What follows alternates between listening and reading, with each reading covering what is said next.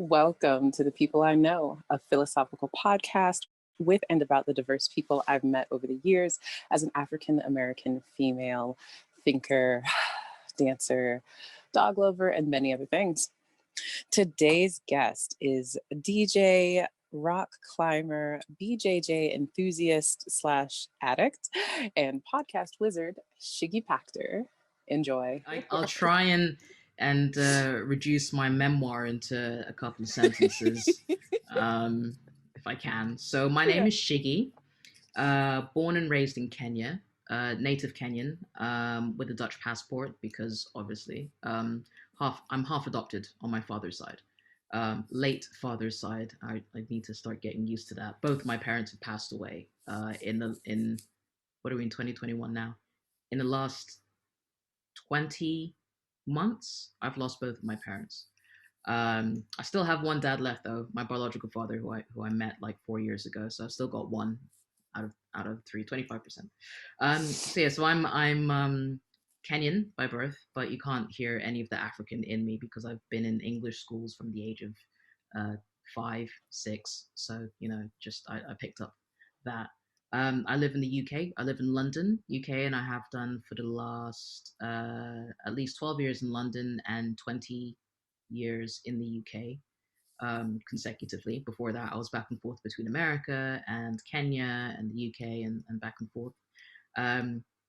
Currently, as I mentioned before, I run a business called Audio-Fi, which is only 2 years, still an infant baby, where I create audio content for people, for authors, coaches, speakers, consultants, those type of people that need to position themselves as experts and they don't have the audio side of things. So I'm just like, hey, let me give you the audio.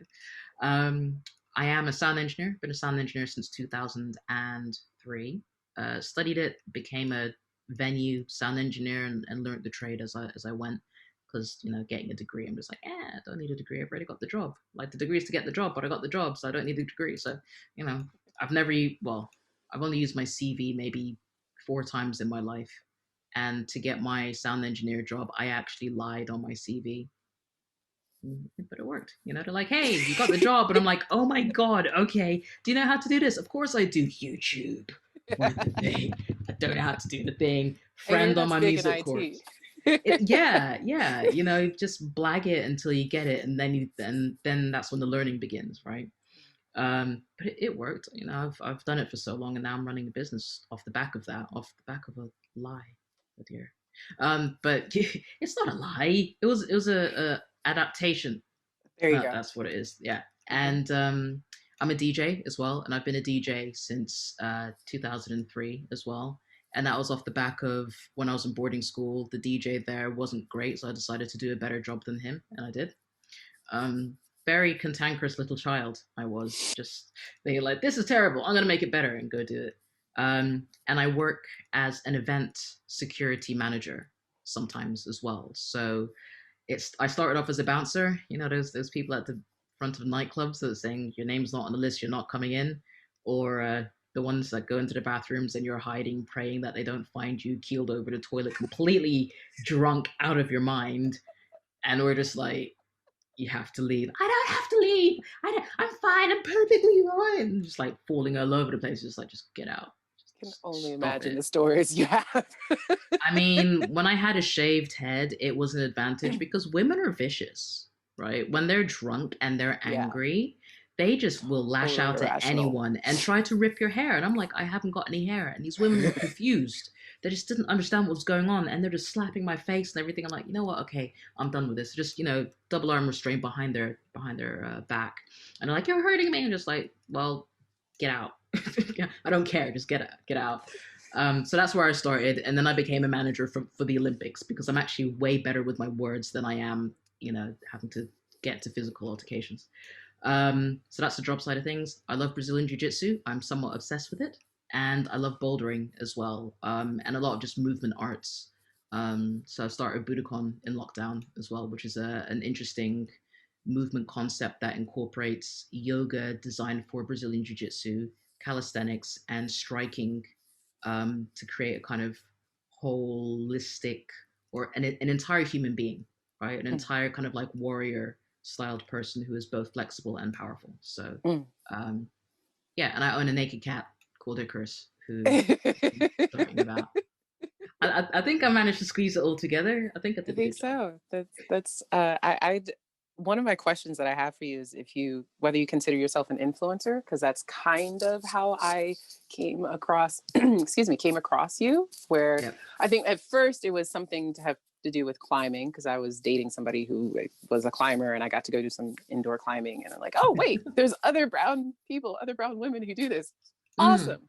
And then you were online saying, hey, if you want to get your shit together this year, let's have a Facebook group where we hold each other accountable for keeping your shit together. So you Yeah. influenced me in that way.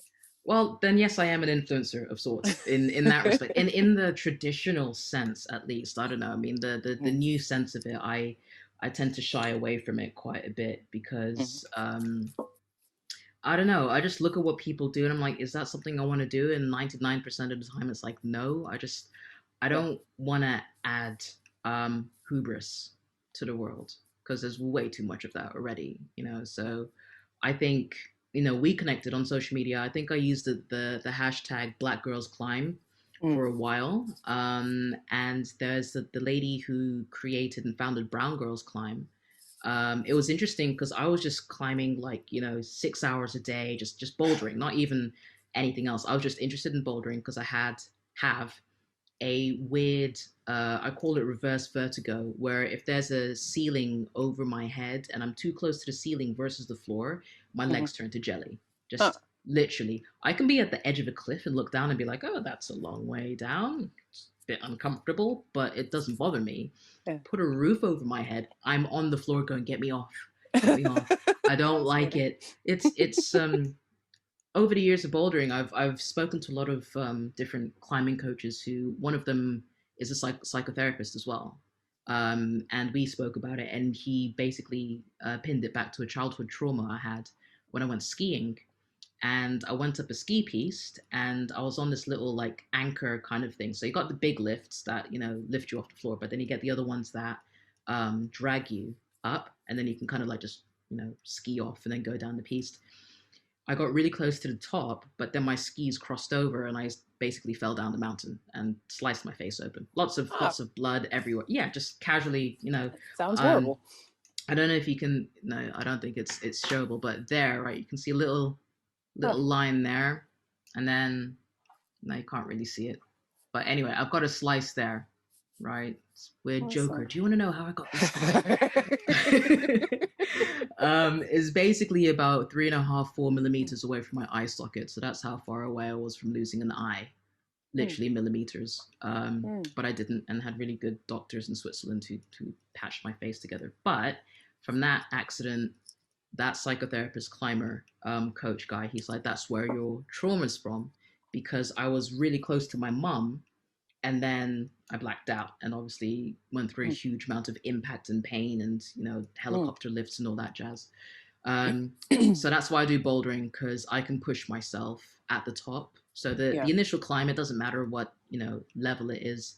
Um, it's all about the top, because if it's an easy climb, I can get to the top no problem. If the climb is hard and I get to the top, my palms just turn into like liquid, Uh, right? And then I'm like, okay, no, I can do this. This is fine. It's a yeah. V3 or a V4, whatever Yeah. the grading system is, and I have to push through that. So that's why I loved it, and I was just doing it every day. And just doing Black Girls Climb because, like you, there's not many people of color in the space of No. outdoor adventures as a whole, and that's Right. really, it's sad, but it's understandable because Hmm. there's always been a weird kind of, if not societal, like band around it. There's it's not evolution, I suppose cultural. There's it's a societal band and there's a cultural kind of restriction that's Hmm. been put around it, more so for people of color outside of their indigenous spaces. Hmm. Because if you go, I'm from Kenya, we have Mount Kenya and we have Mount Kilimanjaro, right? And we have the equivalent of Sherpas who take people up and down there, all year long. Hmm. So it's not a case of black people don't climb. It's just black people haven't been given or haven't understood the access required to get into those spaces. Yeah. And for bouldering, bar the shoes, it's not that cost, it's not that much of a cost problem. Right. You know, when you start off, you can get secondhand shoes because like rental places just go through them out the wazoo, and they'll always have secondhand pairs that you can buy for, a little bit of money. And if you feel you're into it, then that's when you probably spend about $130 for a decent pair. Yeah. And if you know people, you go outside, right? If you can't afford the Yeah, gyms, right. You just look, there's a rock, go climb it. go see if you can climb it. Yeah. Maybe I don't put have a mat pad. down. Yeah, look, buy two memory foam mattresses, or go find two reject memory foam mattresses, or maybe three, because sometimes they're a bit dodgy. Yeah. Kind of the same thing, right? I would never say one, because one, with the amount of impact you go through one, you will shatter your ankle. But like three of them, same. Absolutely. But then definitely buy an actual crash pad, because you're gonna be outdoors. Yeah. Like we don't want shattered ankles and stuff.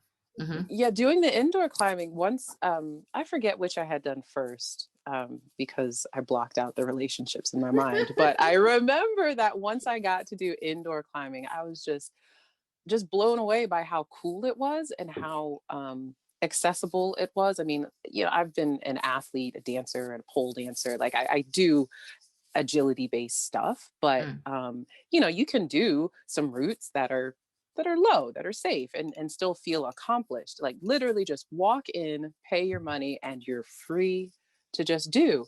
And so for hours. Yeah. I'm like, why aren't more people like me doing this? Why don't people know about this? And so finding Brown Girls Climb, that was like just eyes open, mind blown. Like, this is so cool, and more people would definitely enjoy this as a safe challenge. I mean, until you get higher and, and stuff. Get outside. Yeah, I mean, when you start leaping and they have the dynos, the dynamic movements, but they call them dynos, where you have to like launch yourself from one point to another point, like a I don't know, orangutan or something. Like I see them, and you train yourself up for it, then it's cool, and it's just a matter of you versus your brain, right? Because like your shoulder joints are like, yeah, no, this is cool. You've been practicing, and you've been jumping with the pull-ups and stuff.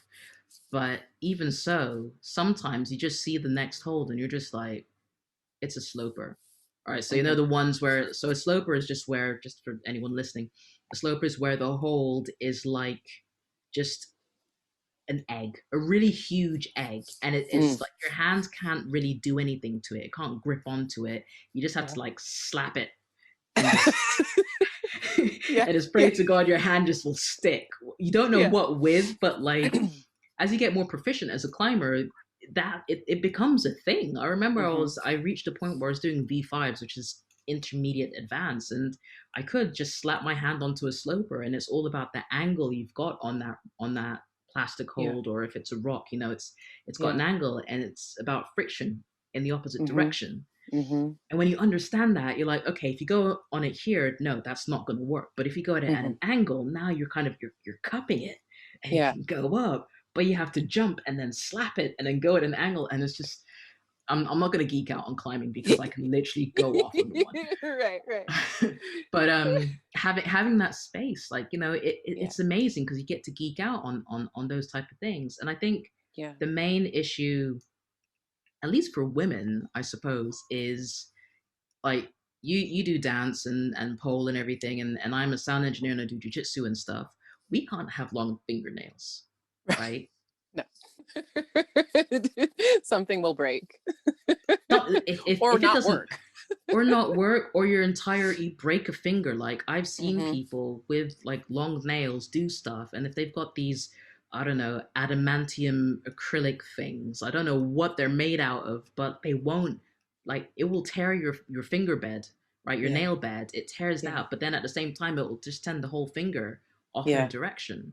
And I'm just like, just cut them. And this is in jiu-jitsu, sorry, I'm not bouldering. I'm not trying to like get people turned off from bouldering. This was in jiu-jitsu. A lady just had slightly longer acrylic, adamantium, whatever the hell nails, and twisted her finger because, in gi jiu-jitsu where we wear the pajamas, like you have to hold on to sleeves and stuff. Yeah. And if someone is doing something else, they don't know what you're thinking about. So they're trying to do something else. You're trying to hold on. If you don't know how to hold on properly, which is where Yeah. bouldering comes into play, if you don't know how to hold on to a grip properly, then your fingers are gonna suffer the Yeah. consequences. And hers got caught and it twisted. And I'm just like, Ooh. cut your nails. Yeah. Cut your nails, like for the safety of us, but also Yeah. for the safety of yourself. So I think that's sometimes a limiting factor in anything that requires your hands to be Indeed. your hands. Yeah. Not Yeah. these like pretty things that it's like, look, I Right. put unicorns on them. Aren't they pretty? It's like, no, I choked someone with this. Like, Yeah. that's a bit violent, but yeah. Yeah. Yeah, no, that it's interesting. I mean, my next question is about being Black, but we'll get to that. But because like I feel like there's some overlap here between whether we're talking pole or jiu-jitsu or bouldering, where females, we don't get to be stereotypical or stereotypical female. So like with Mm-hmm. pole, especially Black females, we no lotion, no oils. So it's like you have to show up to class ashy, and that's such like, I tell women that, and like I'll be like teaching a pole party or something, and like half the group hasn't read the disclosure for coming into the studio or whatever, and so they try and stick to the pole and they're just sliding. I'm like, did you put on lotion this morning? She's like, of course I put on lotion. I'm like, okay, well you're gonna have a hard time. It's like, why wouldn't? Are you serious? I'm like, yeah, like I know that I'm not as attractive as I could be, that my knees and my elbows are ashy, but like I want to live today and do in order to do this sport. And it's like, I have known some professional polers who do their nails and they just like repair them themselves. Mm-hmm. But, as a whole, it's just easier, to just cut them short, keep them short, not have all the extra stuff. And you're right, that is a turn off, a deterrent. It's a shame, because so I've changed my hair. Like my hair has gone through so many different stages Yeah. over lockdown and just in general. Like I get bored, I outlet through my hair. But I've done this because for DJing it's great because like I don't get band head, right? Because I can take this off and my hair is still fine.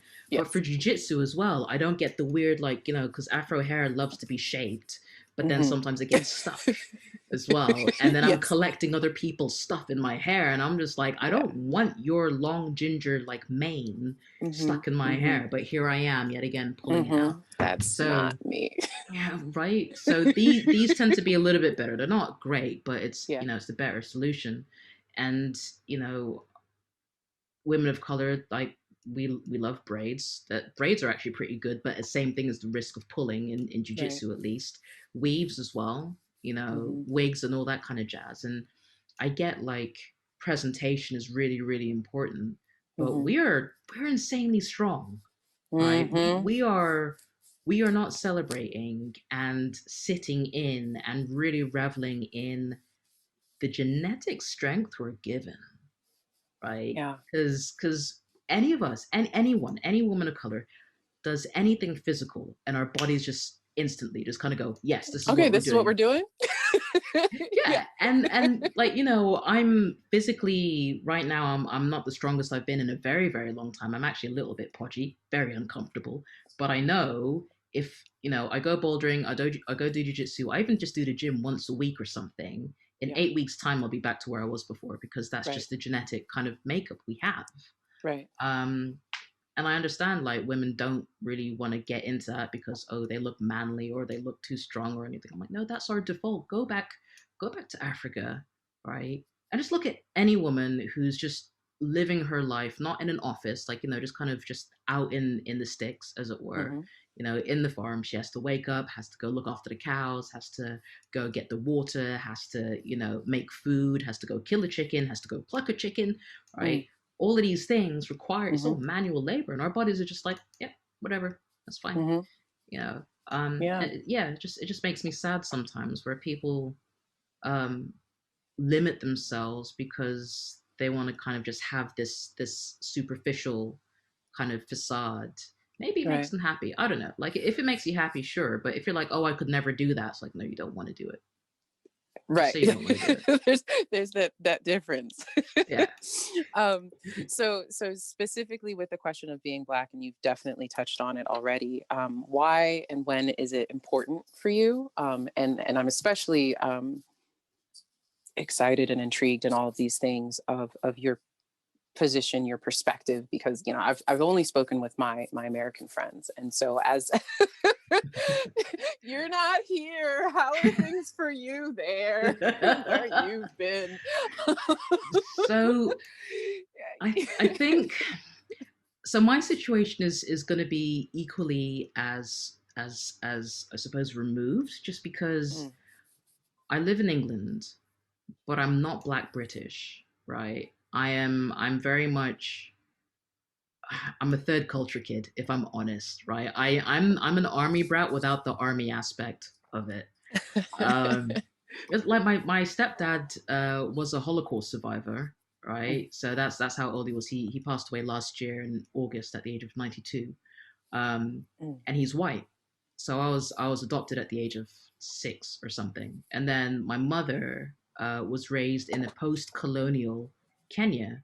So, and we were quite high up as well. So with those two things, my upbringing was very white, for want of a better phrase. Privately educated, boarding schools, the whole 9 yards. One of the prestigious universities. They wanted me to go to Oxford and Cambridge, and I was just like, I don't want that kind of pressure. Like, you guys are horrible now. If I'm in there, I'll never hear the end of it.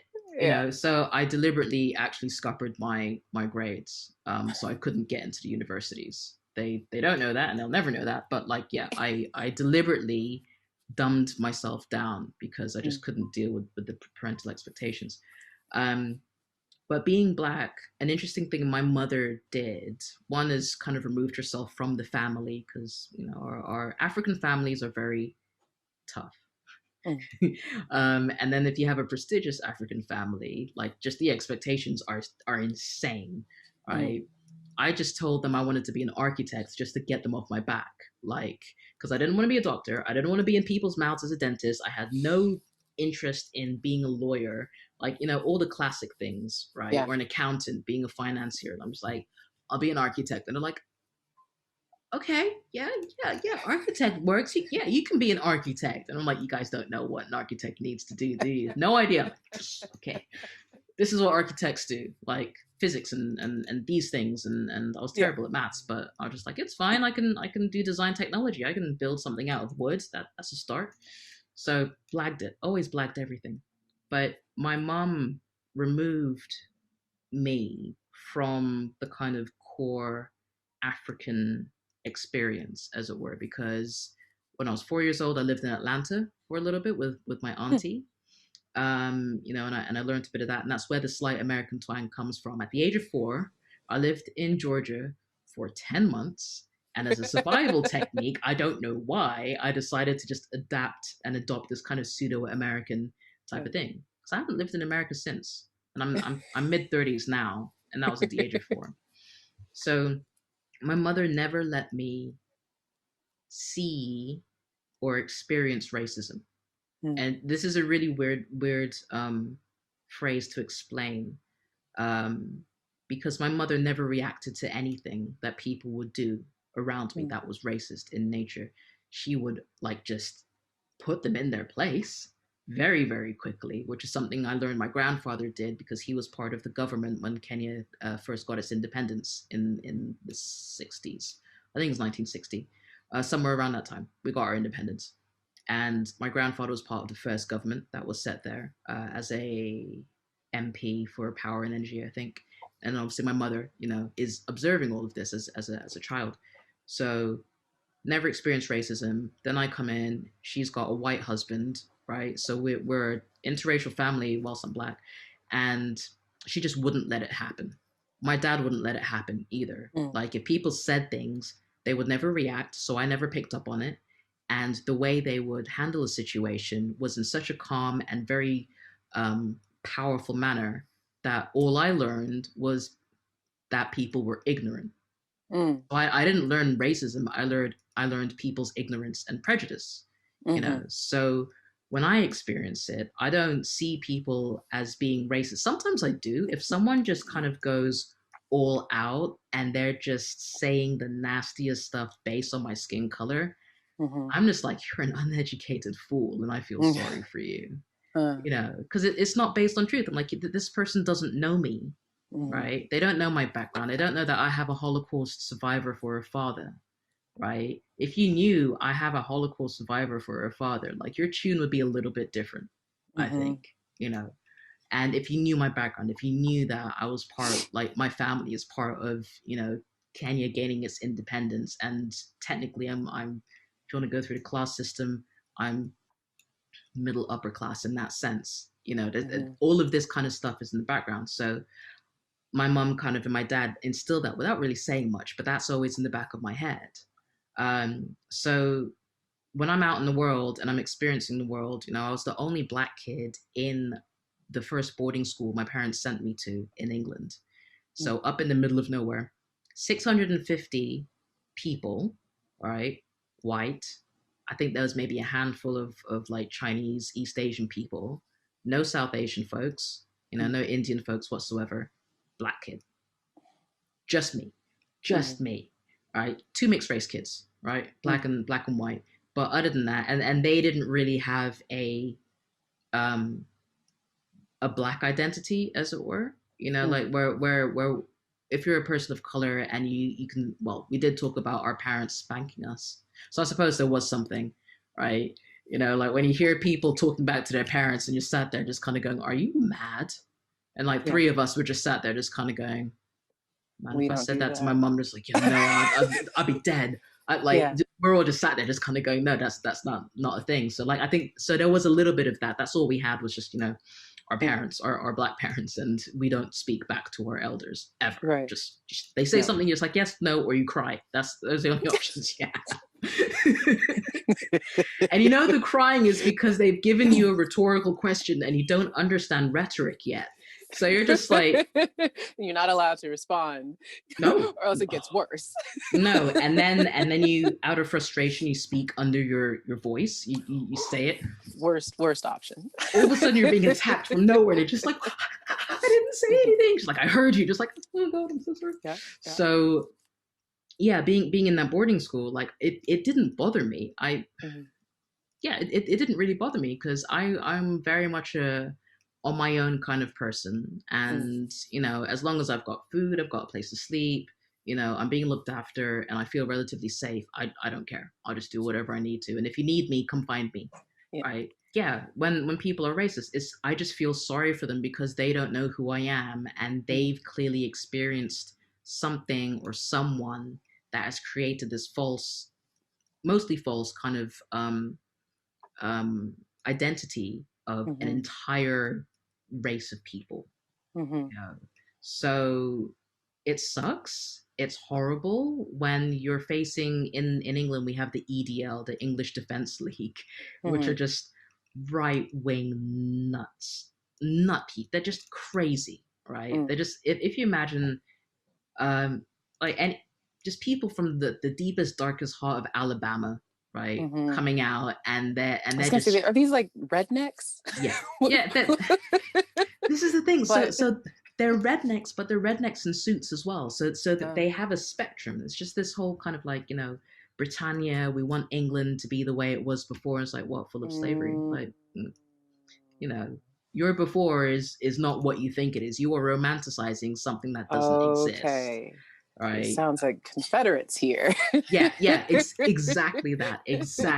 That's okay. Yes, okay. We found the common ground. It's the Confederate aspect, and you know, dealing with them. If it's one-to-one, it's very interesting, and you probably get. I don't know if you've ever experienced this when you speak to someone right wing on a one-to-one basis and you come in without anger, without, you know, hate, without your own agenda. You just come in with curiosity, right? And you allow them space to speak and you allow them the space to express what they actually feel as opposed to what they feel they need to say to be able to say what they actually feel. You realize it's just like, mate, maybe 1, 2, 3, or 4 bad experiences in your childhood has just created you who you are. Like, am I the person that you hate? They're like, no, it's not you. And I'm like, okay. Imagine So that. what's the deal? Like, what are you scared of? Losing my identity? I'm like, okay, cool. I respect that. Yeah. But I could lose mine too. Yeah. We are on this, like, so being able to have the space and patience for that is something that I really try to do, just because I don't believe, like, who said it and people got upset? Morgan Freeman, I think he Okay. said that there was, like, he doesn't believe in racism. Okay. Right. He said he didn't believe in racism in the kind of sense that we're utilizing it, in media and in big conversations that are too generalized. He believes, and I agree, that a lot of the racism is actually just based in prejudice. Just people not understanding nuanced situations, but they're just going to tar it with this generalized, like, no, that's racism. That's racist. You don't like this person, you're racist. It's like, no, I don't like what this person's doing. Right? Just because they are of a color doesn't mean I don't like their color. I just don't like what that person's doing. Yeah.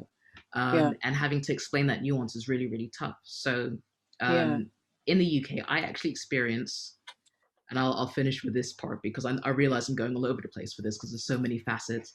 I actually experience more racism from Black people than I do white people. Genuine racism, right? I've been called a coconut more times than I care to remember, right? I didn't, like, at university, I didn't know that this was a thing. I didn't know this was a phrase. I just came into university going, oh my God, like, I've just been in co-ed boarding school and, like, the white boarding school, and, like, everyone was cool and it was fun and there was a few Black people at the secondary school, but like, I had no idea.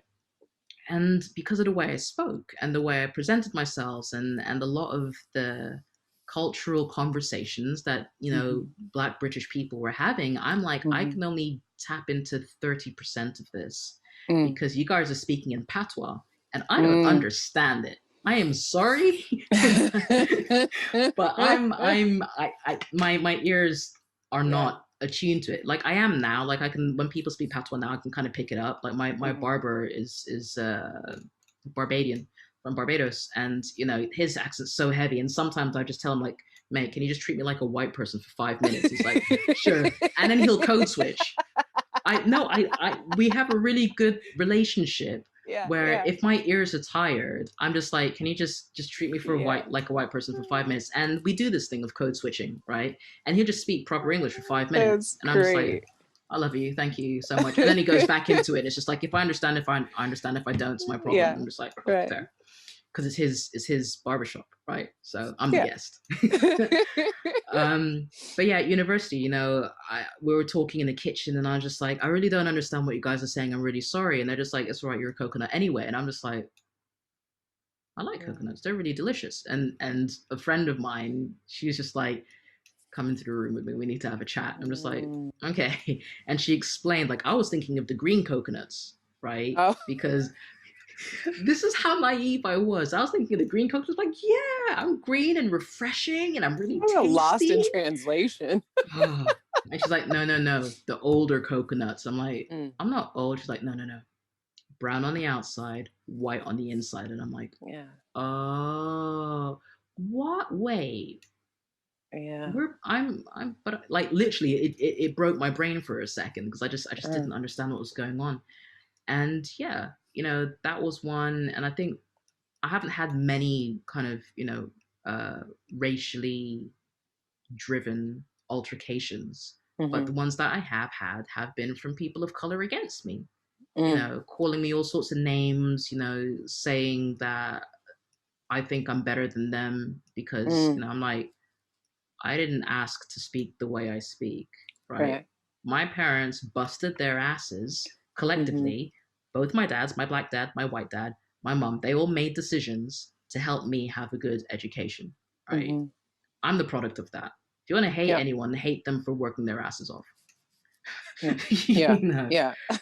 And most of it was as a bouncer, by the way. I should put that in there. You're working at the front of a nightclub and you're not allowing certain people in because, you have a bad vibe about them, and then they confirm the bad vibe you have, and you're just like, well, you're mouthing off at me and you're trying to punch me. What about everyone inside? You think I'm going to let you in? Like, Right, dude, come right. on. So yeah, my There's so many pieces of this where I'm like, oh my gosh, this this leads to this and this leads to this.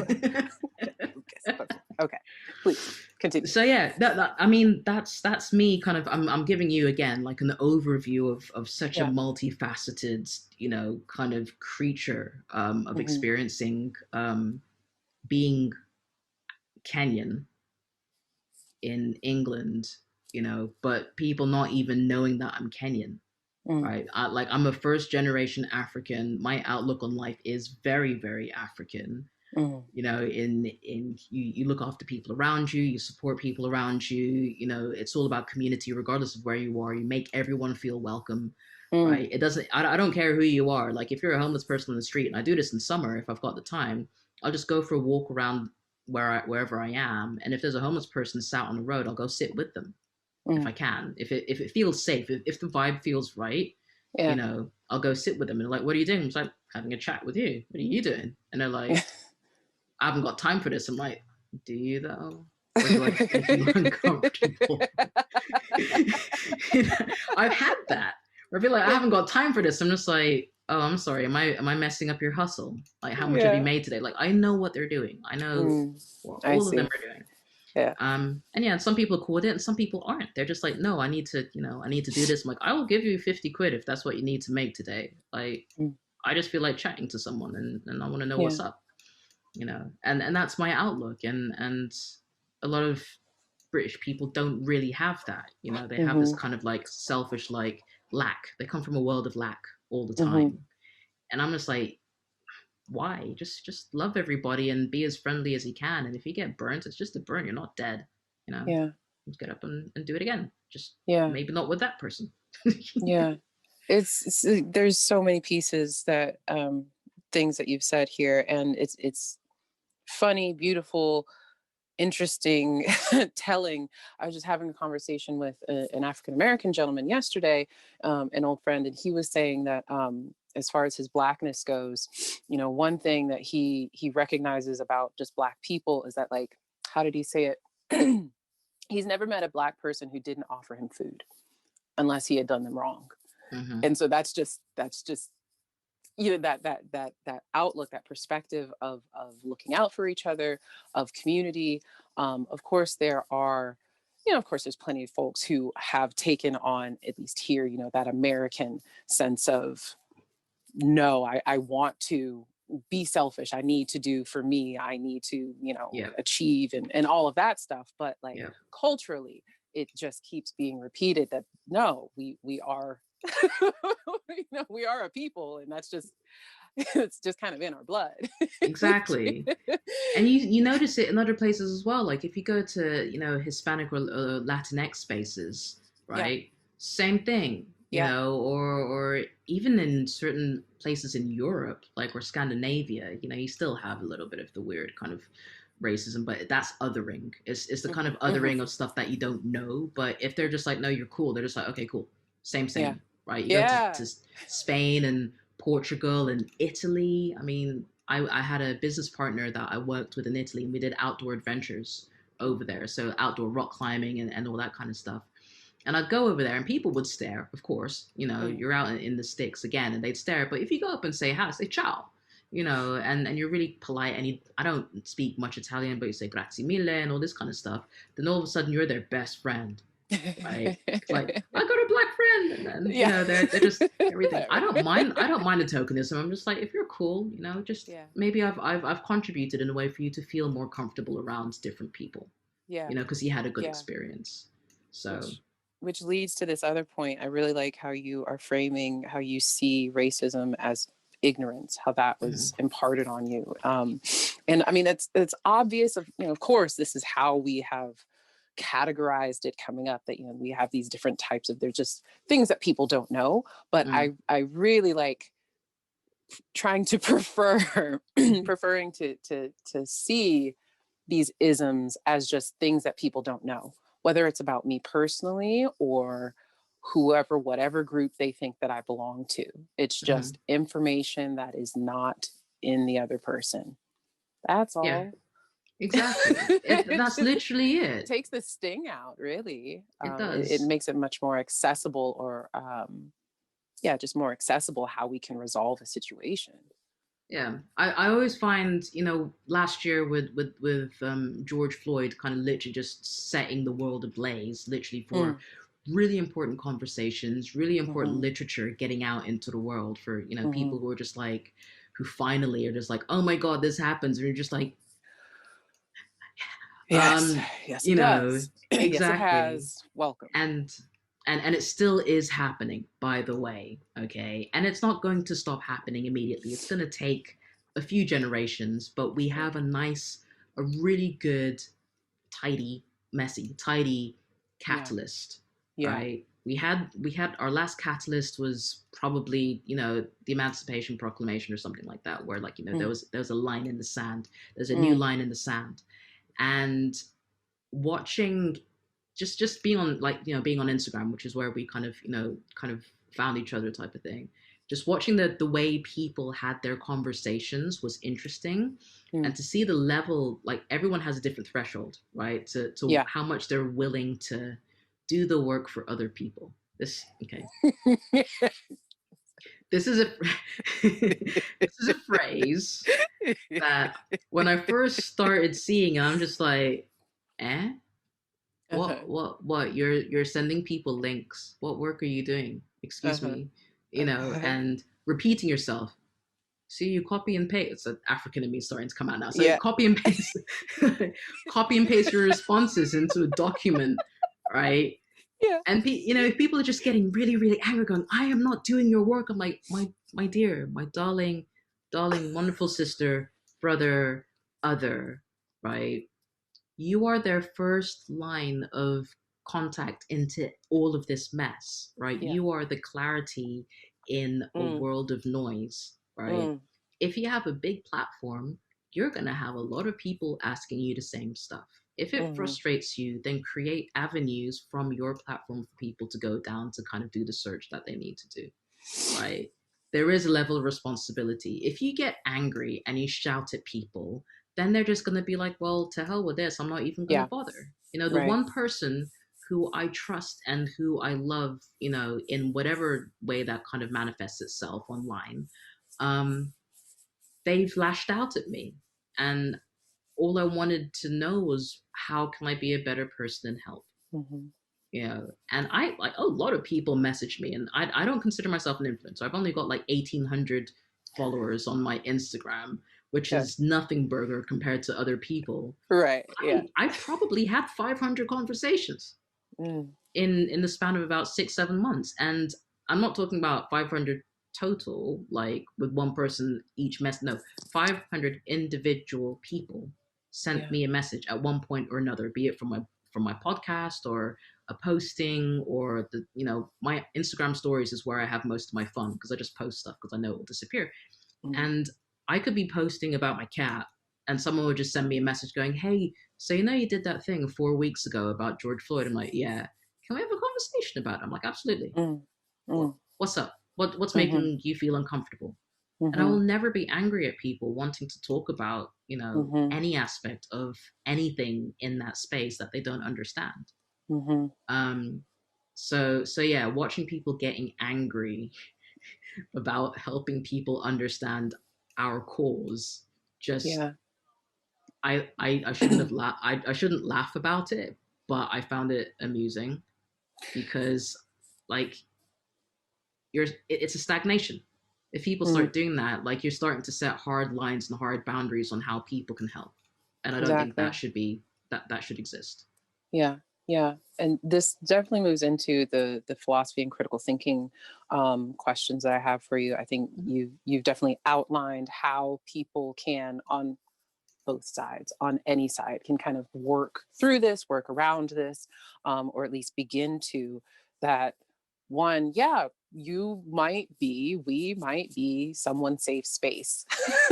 So instead of saying that, yes, I'm somebody's token Black friend, like, no, let me reframe that. I might be the person that somebody looks to for some kind of clarity.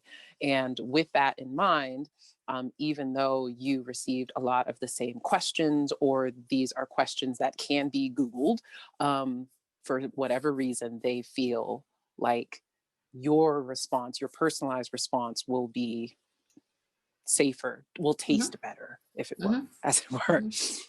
And that's a great way to think about it, and much less frustrating.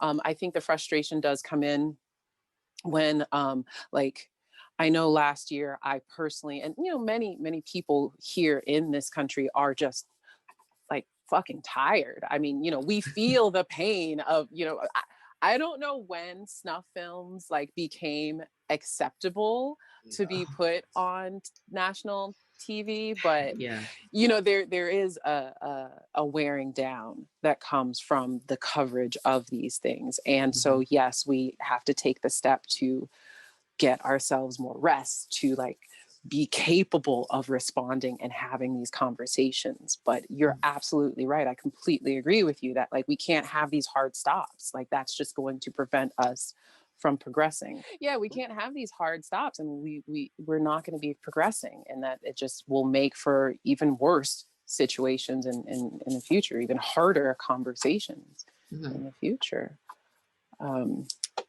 So is there more broadly, or is there anything else that you can think of? How is critical thinking or philosophy important and relevant for you personally or professionally? You got another hour spare? I know, right? I also have a question about existential dilemmas, so maybe have you got 4 hours free? Like this is my wheelhouse. Like the books that I have here aren't the right. Oh wait, no, there's a Seneca and there's an Epictetus over there, and Seneca. Yeah, so Stoicism. And Montaigne is over there. Oh, they're all here. Okay, I've just moved them all over the place. It's my wheelhouse. And critical thinking, I feel needs to be reintroduced back into like an education system of some degree, right? Because you had lateral thinking, where you get given those riddles as a kid, and something, and you're just like pine cone, and they're like, no, it's a dodo, and you're like, how did you get a dodo? Like, those kind of things that stretch the mind from a young age. Critical thinking has just upped and left. I don't know when it happened, but it's just gone. And I'm really thankful that my education in Kenya and my first year in university, we actually had an entire module dedicated to critical thinking. It was the most stressful module I've ever had to go through, but I am so thankful for it. Because getting angry at something just because it doesn't suit your agenda is not a way to exist through life. Kind of existing with the only focus of being right? Like everything that you do must be right. You must have a kind of full stop closure to everything. Like I had in my 20s, I was not a great human. I was okay, but I was just very, very loud and very angry and very shouty. As a result, I would just break out in hives because my stress management was non-existent. So I've calmed down a lot because I realized if I get too stressed, I break out in hives. So, it's like, is this worth me breaking out in hives? No. Is anything worth breaking out in hives? No. Is anything worth just getting really angry for, to the point that you're, words are failing coming out of your mouth? Like your brain is so paralyzed. No. Yeah. And then that's where at the age of, I think, 21, with the critical thinking at university, I started reading philosophy, pop philosophy, right? And I think a lot of people feel philosophy is beyond them because it's one of these, kind of old school literature, like things big for words. Academics. Like, no. Old guys. No. It really isn't. There's so much pop psychology and pop philosophy out there. It's so much fun. Yeah. There's one author called Alain de Botton, who's a British academic, I suppose, right? And he started off. He created he wrote his, I don't know if it was his first or second book, but I have all his books. I'm a fangirl. Called the Architecture to Happiness, or the Architecture of Happiness. Okay. And so this is when I studied architecture for like 2 years. So it's bringing it back to my parents just to make them happy. No, I just tried it. I wanted to see what it was like. Horrible. So I was studying architecture, and we were looking at philosophers, because like the architecture of their time was very kind of prevalent to understanding how to draw things. So he came up in conversation, and I watched his channel for in the UK. There are these various kind of terrestrial TV channels that exist, and one of them is called Channel 4, and they kind of do these docudrama type of things that are really quite interesting. So he had this Architecture of Happiness on there, where he used philosophers to kind of explain the different aspects of happiness that we try to obtain. So friends, financial fortitude, purpose, all these kind of things, and he would attach them to different philosophers. So he used a pop subject to bring in a philosophical concept, right? Which made it super accessible for me, because he was talking about a Volkswagen Golf. I'm like, well, or an Audi. He was talking about an Audi and like how car adverts, right? And perfume and car adverts are the most laterally created ads ever, right? You can't smell perfume. How do you sell a smell? You don't sell the smell. You sell the concept. Yeah. The smell I want to makes smell you how desirable. I want to smell desirable. I want to smell rich. I want to smell, like a hot person at a party. I want to smell fancy, right? And none of those have a smell. And yet, like, those things are attached together. And the same with cars. You have Matthew McConaughey in his car being all suave and like half the women are there just kind of going, it's Matthew McConaughey in a car. Yeah. Husband, go get that car because I want you to kind of look like Matthew McConaughey, right? It's just these weird associations. So having that kind of thing to understand, okay, this is philosophy. This is, understanding things. And then people, where does anger come from, right? Anger comes from unexpected scenarios or surprise. So I'm just like, oh, so every time someone's angry, they're not actually angry. They're a result of something that they were expecting and it didn't happen. So because that's the result of something that didn't happen. Yeah. And so how if else you have could I respond to that? It's just like, it didn't happen. This is not fair. I'm going to resort back to my being a 5-year-old child, and I just scream and scream and scream until I get what I expected. All right, then that's not going to happen. Right. So what do I do now? You take a step back, and you ask, why didn't it happen? Right? You can ask, why didn't it happen? Is it partially you to blame? Maybe. Is that a bad thing? No. So just being able to pull all these kind of things out. Alain de Botton helped me with that, because it's all pop philosophy, and he now has I think it's called the School of Life, which is a YouTube channel where they have these very nice little like 2-minute, 3-minute snippets talking of all sorts of things. They have School of Life of classical philosophers, and they talk about each philosopher, their life, and all of that kind of stuff, with like little doodles and illustrations and animations, and it's really nice to absorb. Like a 5-year-old could absorb that stuff. They probably won't take in much until they're about 12. Then when they're 12, they'll be like, I don't like that apples are red. Well, they can be green too, but why can't they be blue? Well, let's look into why they can't be blue. So I love that. I love that, and it's so vital, and it's disappearing. But thankfully, people are putting philosophical things out in accessible manners and channels for people to see. Trying, So it's changing, right? Kids now, I can't even believe I'm saying that, but like people who are younger than me. Welcome to our 30s. Nah, fam. Nah, I'm not about that life. It's like there's 2 decades of people younger than us. Like you get ID'd, and if your ID starts with a 19, they're like, you're old enough. Have you thought that just about hit me that? the other day. I'm like, oh snap. Okay, that's Right? where we are now. It's like this cusp. It's mind blowing. When someone said that Yeah. to me, I was just like, no. And then I had an Yeah. existential crisis because it's like we've had the 19s for so long, Right, right? right. And we are now in that kind of cusp bit. Like Yeah. people who are older than us, they're good. They're just like, yeah, whatever. But we're like young enough to be like, no, I'm still young, Mm, but things just keep on happening on a year by mm. year basis where you're just like, no, you're Yep. born in the 1900s. You're just like, Yep. oh, I Yeah. really am. Even if you're born in 1999, you're still a 1900s baby. Yeah, you Like are.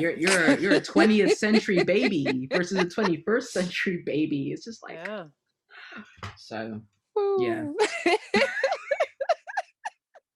So I think this is a fine time to move into the existential crises and dilemmas.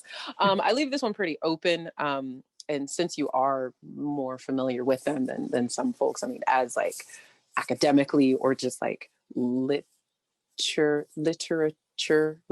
Really. It's a word now. It's fine. I made it. yeah, exactly. Thank you. Yeah, just what is your perspective on existential dilemmas? Do you have any words of advice for people who are facing these kinds of crises nowadays? I do. I do. I think accepting death happens is a Mm, really, really good place to start. All right. Death happens. No one cheats death. mm, No one. No one. No one. No one cheats death. Doesn't matter, right? mm, We have a specific window of time available to us, and what we decide to do in that time is entirely up to us. mm. And it's very, very easy to get bogged down in the minutia of life, right? Like, I have to pay the bills, I have to pay the bills, which yes, you do have to pay the bills, but like you just kind of went, I'm just gonna just peace out for a little bit and Yeah. just go somewhere else and just live that life. And everyone can do that, right? Everyone. Even if you have a huge ass mortgage, right? Just I don't know, go be bankrupt. Being bankrupt isn't the end of the world, Right. right? It's the end of the world on a status level, yes, Right. right? Because people are like, oh my god, you got bankrupt, and it's like everyone gets bankrupt nowadays, right? It's not as dramatic as it Yeah. used to be. Commercials for it with You people smiling. yeah, kind of going. But debt is a huge industry, right? Mm, The entire Western world is created on a foundation of debt, mm. right? And there's people like the Rich Dad Poor Dad author, right? Oh, Where yeah. I can never, it's not Kawasaki, is it? No. It's Oh, I can it's see it his face. with the glasses and Yeah. just doing the whole He thing. used to have the book. I gave it to somebody.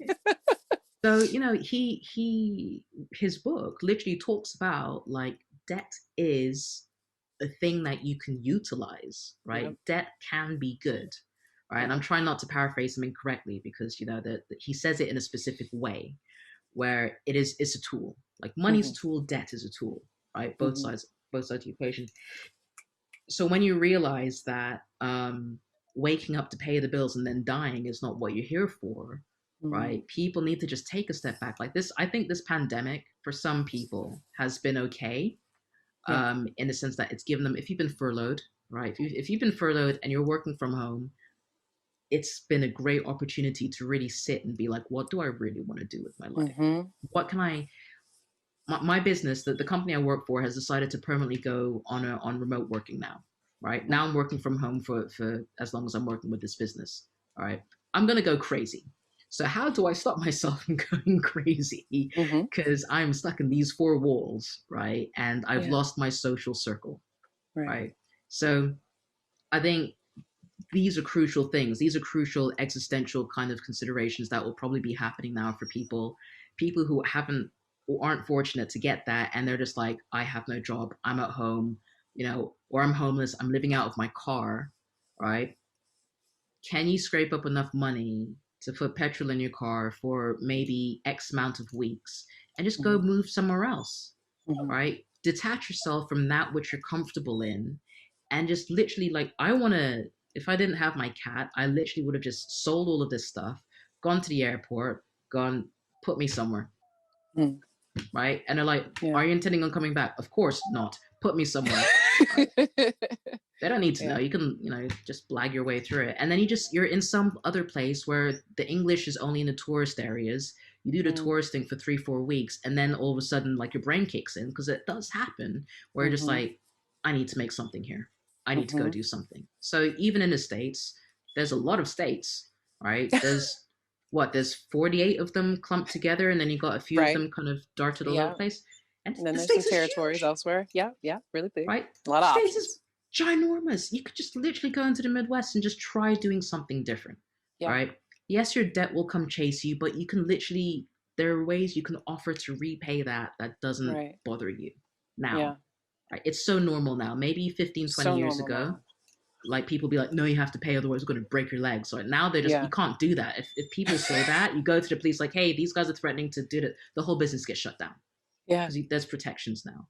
So I think people need to just really just accept that death happens and death is coming, and just do something worth having. Okay, last one. This is my favorite thing that I came up with. I don't know if anyone else has, but it's really fun. It's so exciting. Okay,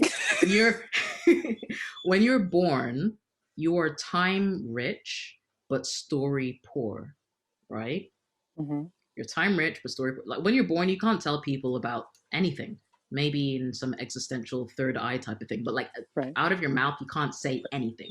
All you can do is just experience the world, right? When you get to the end of your life, you are time poor but story rich, or at least that's the way you should kind of look at it. So, when you're a grandparent, or when you're just at an old person's home, like, dude, when I was 48, I decided to go get a Harley Davidson and just drive across America for no reason. Like, what was it like? Horrible, man. I had to sleep in like this really terrible toilet once, and I swear to God, like, no less than 5 cockroaches went across my face. I think I picked up diphtheria over there, but it was amazing. The Wimpy's next day was amazing. Like, just having those kind of stories when the time is up. I feel. Yeah. Shout out to Runkle, who did the first episode of this podcast, because that's exactly what he did 2 years ago. Yeah. There you go. There you go. Huge fan of Seneca. He's my stoic friend. So yeah. You got to do it. Yeah. I like that. I might have to like paint that on my wall. That, wow, makes it very clear. I think so. So those are all the official questions that I have, and I interrupted you only for a moment, but I did want to ask, one of the things I wrote down was, how do you get your own party started? So an open-ended question, please. Just give me boundaries, because my brain just went in like 20 different directions at the same time. It's like, what type of party is she talking about? So as a person, like, I have, for all the folks who experience depression, and high days and low days, and on the low days, I look online, I see that you help facilitate people to go out and seize the freaking day, and so for yourself, how do you do that? I have music. I'm a music junkie. Like, when I have a shower in the morning, right, I have a an Amazon speaker. I don't want to say her name because she's very sensitive when I say her name. Right. I have one of those. I know who you are, chick. Right. Yeah. And then my phone, I have an Android phone which is connected to Google, so it hasn't picked it up. So, like, I've got all these things. So if I'm feeling in the funk, I will just shout one of their names. It's like, play me a song on Spotify, and I'll say random. And I've fed the Spotify algorithm like it was my baby, right? It knows me. Like, my time capsule playlist, in the shower, I have long showers, because I'm just like, oh my God, Limp Bizkit. Oh my God, Slipknot. Oh my God, original Eminem. And then Anita Baker, and then Barry White comes on, and like, just all these different jams come on, and then I'm just like, I'm in a great frame of mind. I do have dark days, but I will let those happen as well. There's, so the group that you mentioned, it was I think 3 years ago now was the first one, Yeah. or 4 years. I can't, 3 or 4 years ago was the first one I did. Mm.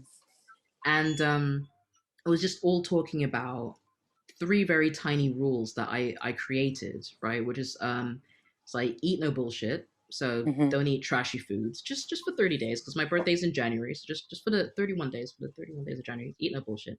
Speak no bullshit to yourself and others, right? Mm-hmm. Which is always the hardest one because we're like really bad at talking to ourselves. Like talking to other people in a nice way, you know, even if they piss you off, you're just like right, thank, like, you know, you can do that. But talking Yep. to yourself, you're just like, why the fuck did you do that? You absolute imbecile. Like, wait, Mm-hmm. no, no. It was Mm-hmm. unfortunate that this happened, and I know I can do better next time. Like, you know, Mm-hmm. learning how to reframe. And then Right. the last one was move your body just a little bit. And what I had in mind was just having a wiggle, right? Literally, I do it sometimes. I will just be in my room and then I'll just wiggle my butt, right? Wiggle it for 30 seconds, and that Yeah. changes your entire physical state, Yeah. right? And it doesn't have to be like a professional twerk or anything. I wiggle my bum like a 5-year-old who's just discovered their butt, right? Hands in the air, and I'm just like, it's the most freeing I've feeling. seen it. Yes, exactly. I think there's in the beginning of lockdown, I posted a few videos, and yes, the happy 5-year-old wiggle is Yeah. featured in some of those videos. Yes. Because it's just it's so freeing when you're just moving without any, you know. Because I've done dance in the past as well. Like, you know, you do have specific moves that, you know. Like I've done tap dance, which is very, you know, the hoity-toity English tap dancing, not the kind of Gene Kelly, Fred Astaire type of Oh. thing. Um, although I do love that style as well. But you know, doing all of that stuff in the contemporary dance here years ago was terrible. I'm so thankful it's improved over the years because it was bad. But free moving, just free moving is so Yeah. important. And those three things, like I just felt like I wanted to do it, and I put it out there. I put it on Instagram, put it on Facebook, and we have a nice little crew of around 20 odd people. Not all of them talk in the group, Mm-hmm. but some of them message me if they want to do it, you know, without the group. They'll just message me privately to be held accountable, and Yeah. I'll keep on sending them pictures and emojis and voice messages and you know, little wiggle dances if they're feeling low. It's like, oh, I didn't do anything today. I'm like, it's okay, you can wiggle now, wiggle with me, you know. Yeah. And I'll do that, and they will do it because I'm that silly. They feel Yeah. free to do it as well, and that's what I do. I embrace the silly because it gives other people permission to at least be a little bit silly. Mm. So yeah, that's why it exists. Thank you. I'm not going to say that that's why you exist, but I'm sure thankful that you do. I promise the absolute last thing I didn't get to, I just wanted to say very briefly that you had a post on not going full Goggin, and I just,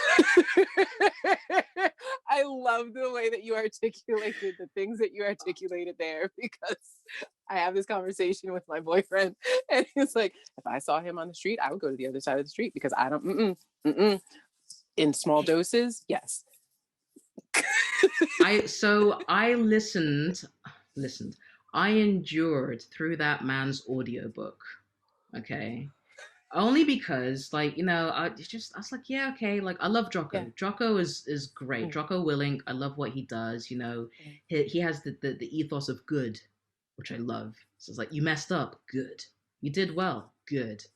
You didn't do anything, good. I'm just like, you know, it's like there's Yeah. affirmations regardless of what you do, and I'm just like, that's great, right? You know, Yeah. whatever Yeah. you do, it's all down to you. It's just like, you know, hardcore Yeah. discipline, radical honesty, but he doesn't say it in a frou-frou way. He's, you know, he is military, right? He is Mm. a you know, jarhead kind of guy.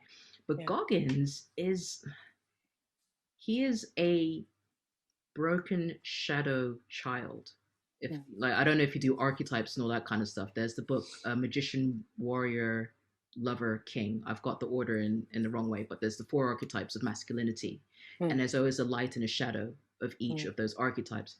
And Goggins is a kid who just needs to prove himself all the time, Mm. and that's not healthy.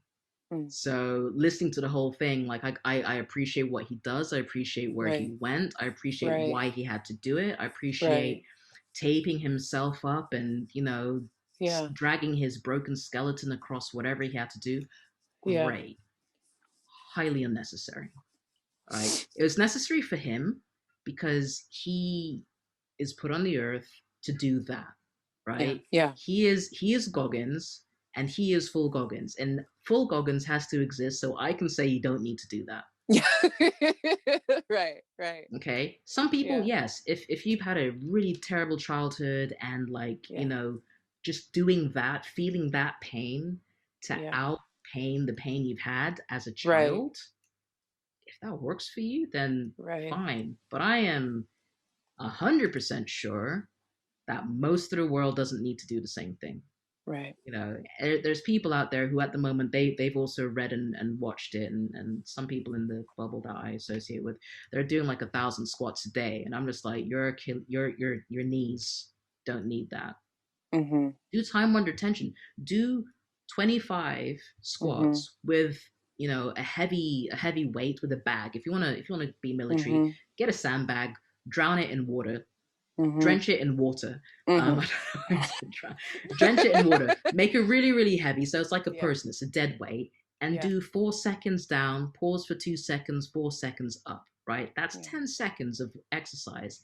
If you can do 25 of those Yeah. and still walk the next day, Yeah. then do 30, right? Yeah. But at least the time under tension stuff isn't going to turn your knees into sawdust, Mm. you know? Yeah. So I a friend of mine wanted to do a whole bunch of Dave Goggins stuff, and I said, "Don't go full Goggins." He's like, "What?" I'm like, "I don't. You're not allowed. I love you." He's a drummer. I love you Mm. as a friend, and I know you're looking for something more because he did the Aerodyne bike, the CrossFit style bike that just Oh. Oh. Okay. they're horrible. They like I've done it before, and I'm just like, no, Yeah. no, I'll just use a normal bike. I'm good, or I'll do Yeah. burpees or something like that. So he did that for like 100 sessions, and he lost a whole bunch of weight. But he wanted that pain, and that's why I Mm. do the full Goggins thing. I'm like, don't chase pain. Mm. If you need meaning, maybe look intrinsically into yourself and Mm. find why are you chasing pain? What inside is Mm-hmm. lacking that you want to go and just experience physical pain to Yeah. satiate an internal void? Yeah. And so for him, he's just like, I just want to feel healthy again. I'm like, that's easy. You don't need to go full Goggins for Right. that.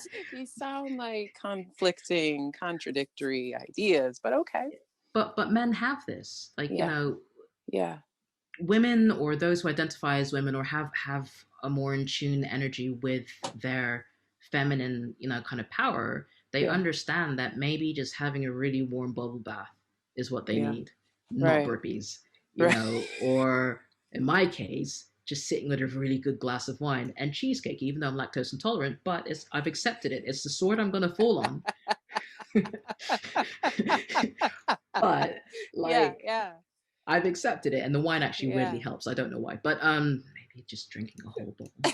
Um, but I don't need to go on an Aerodyne Right. or go run a 10K with my Right. dodgy knees. Like just Yeah. going internally and being like, okay, I want to feel fit and healthy again. Right. So go do 10,000 steps a day. Yeah. Start with that. An hour and a half of walking or something. Right. Just do that every Right. day. Over a while, you will feel fit and healthy. Eat less Right. crap, right? Yeah. Maybe I shove a handful of spinach in your mouth every day or something. How about that? Yeah. You'll start to feel things in your Improve. internal organs, and they'll be a little Exactly. bit They're like, different, I'm sure. thank you. You stopped with the cheesecake and wine and gave us actual sustenance.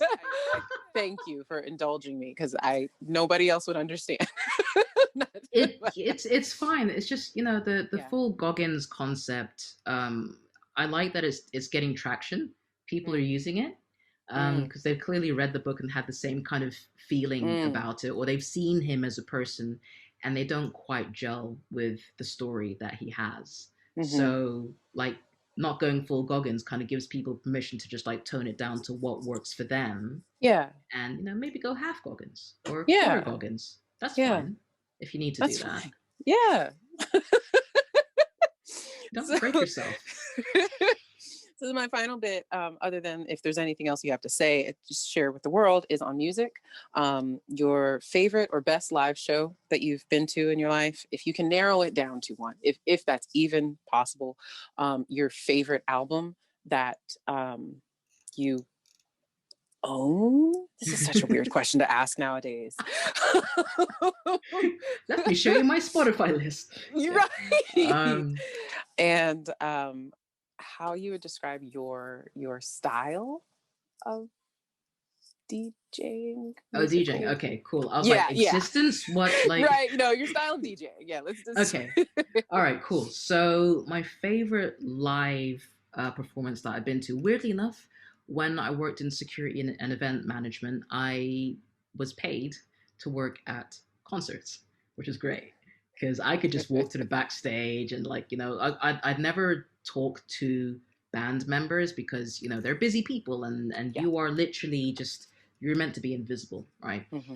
But Foo Fighters at Wembley Stadium, I love Dave Grohl with all my heart. He's just such a ray of amazingness, right? And he's, with Nirvana and kind of going through that with Kurt Cobain and everything, and still managing to, create Foo Fighters and, be a drummer for Queen of the Stone Age and do all these other like little side projects. He just encompasses rock music, which I love. And the way he connects, that's what it is. He encompasses rock music. I've been trying to put like my finger on it for years now. Yes.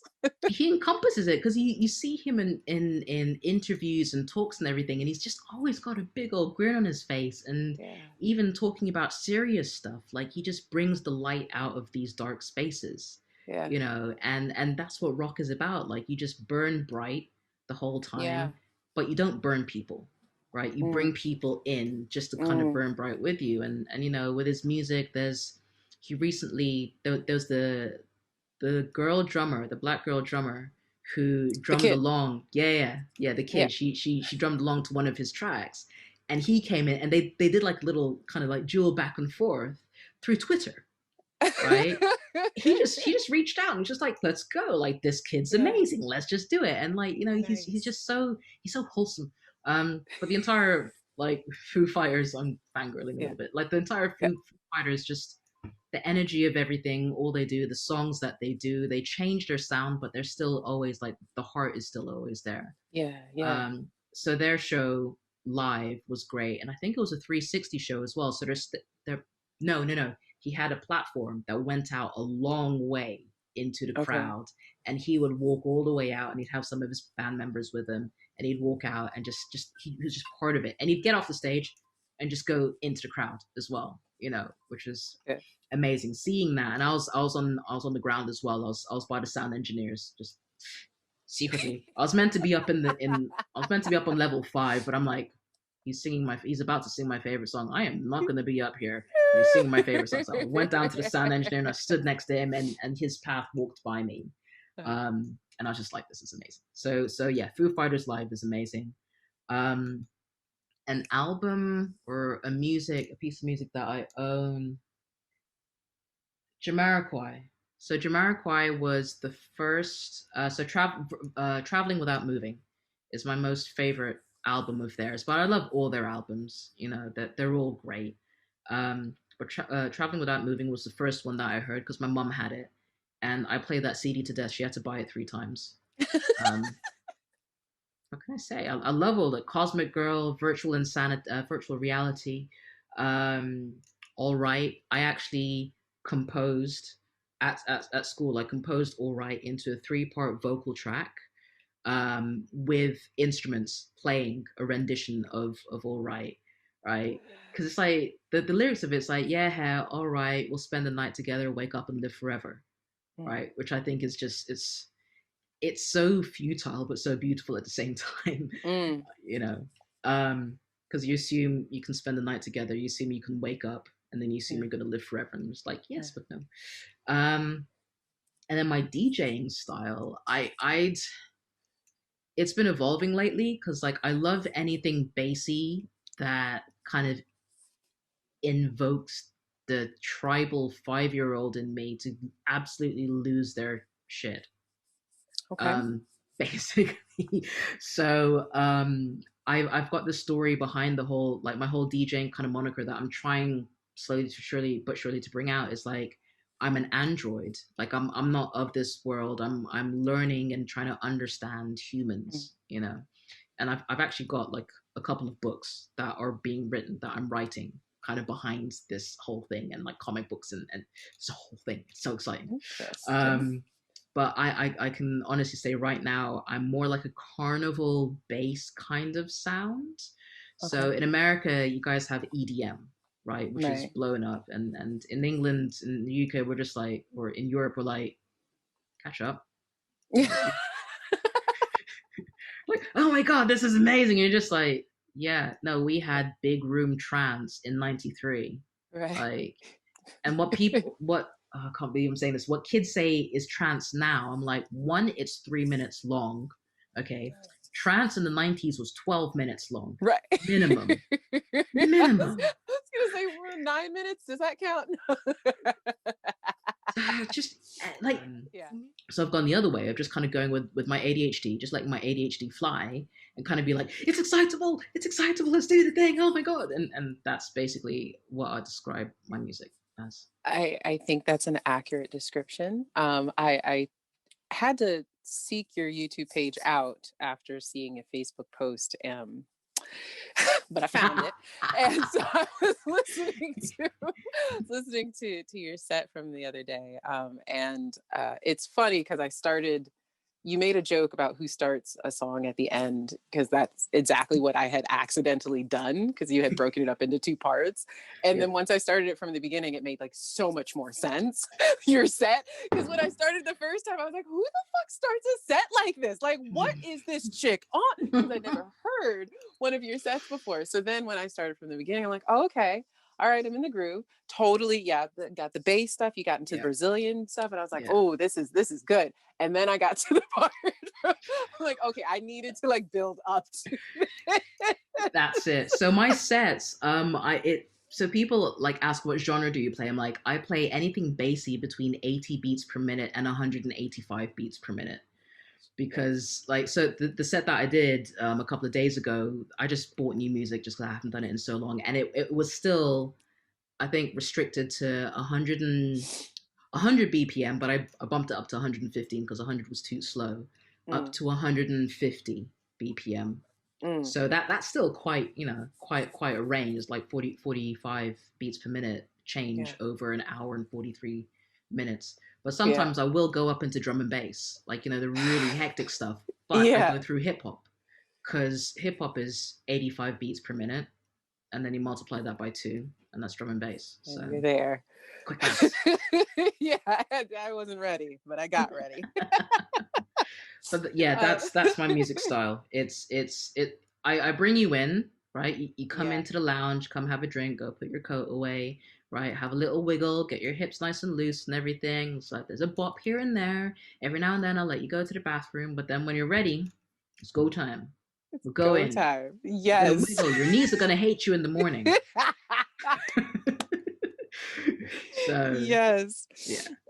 As far as mixes go, and this is just, it's not settling anything.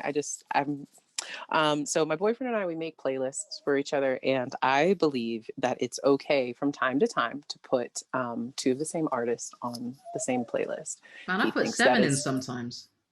Thank you. Why, like, if you love an artist, right, and they have two, 3, 4 tracks, right, that are amazing, and maybe they're a little bit different, because there are some artists who have different kind of feels and styles and stuff that they'll put in, right? I'll put Limp Bizkit into this, right, because they're a great example. Like, when they sometimes work with Pharrell and Snoop Dogg and all these. I think he worked with DMX as well in one of their albums. So one track will just be like heavy rock, and then you'll have like a rendition of Behind Blue Eyes, right? And then all of a sudden you'll have something that feels more like The Offspring, as opposed to like a heavy new metal kind of thing. Three Limp Bizkit things in something that has like Disturbed Sound of Silence in it, right? Because when they do Sound of Silence, like, it's powerful, but it's not their style usually. Right. No. So it's fine. Totally valid. Thank you very much. Is there anything else you like? Heated conversations we've had about this. I put 2 Incubus songs in one list. He's like, excuse me, what are you doing? That's okay. I'm Welcome to different appreciating albums. the artist, excuse you. Is there anything Yes. else you would like to share with the world? This has been so much fun. Thank you so much. This has been great. It's been a change. Like, so, you know, for the last year, I've been guesting on podcast shows and stuff, and mainly with my podcast show, like the very first episode was Suicide Happens on a Monday. Yeah. And I'm not going to bring it down. I'm not going to bring the energy down because I like where the energy it's a is very right good now. episode. I enjoyed listening to you and with that. Thank you. So I use, you know, my podcast show. It's currently a little bit wounded. It's a wounded animal at the moment. I'm trying to get it back up, but just I don't have the gumption right now. But yeah, if people want to kind of look into more kind of critical thinking ideas or just any of the philosophies that are pulled up in this show, I have episodes. I have 31 episodes so far. There will be more because I am going to carry on with it. It's called Getting Shiggy With. So if you think of Getting Jiggy With It by Will Smith, but you pull it into Getting Shiggy With, I know half of the people listening to that will be like, I don't understand. Like, Will Smith did a song in the 90s. Oh God, oh gosh, yeah, right. Some people were born after this, you know, Big Willie style. Some people don't know about Big Willie style. I'm just like, oh. Don't do that. So Getting Shiggy With, you spell my name Shiggi, not Shiggy, because a lot of people do that. Like, I can't find you. Shiggy with an I. Just go have a noodle. There's 30 episodes, 31 episodes in there, just across all sorts of things. Alain de Botton's there's a episode on him and why I love him so much, and there's Tim Ferriss as well, but there's Alain de Botton, philosophy, all that jazz. So have a listen on there, and I am slowly but surely getting my website up. It's shiggi.co.uk, so shiggi.co.uk. That's where all the podcast stuff will be, and all the other things, and you know, I'm a voice for hire. But yeah, I'm all on there, and I'm on social media like Instagram. I'm on there a little bit too much if I'm honest, but Shig is me, ELSHIG. On Twitter, Shig. On Facebook, Shigamus, like Optimus Prime, but it's me. Yeah, just reach out if anything's kind of, you know, rubbed you up the wrong way or the right way. If you want to tell me I'm wrong about something, please tell me. I love being wrong. Tell me why I'm wrong so we can make it right. Because I love being wrong. It's the best feeling ever. It means I can learn. So, yeah. Oh my gosh, and I'll put all of that underneath the video. Yes, thank you so much for your time and your energy. I don't need another one of these to reach out to you, but thank goodness. I cannot say thank you enough. This has been great. You are so welcome. I really enjoyed it. And when you reached out, I was just like, so, you know, I did actually, I squeed for a moment because I'm just like, of course, yes, anything, absolutely. Like, we can talk finally. Cause we've done the whole, was it sliding doors type of thing a little bit. And, you know, we see each other on social media, but we've never actually had this, like the ability just to talk. So I've loved it. It's been great.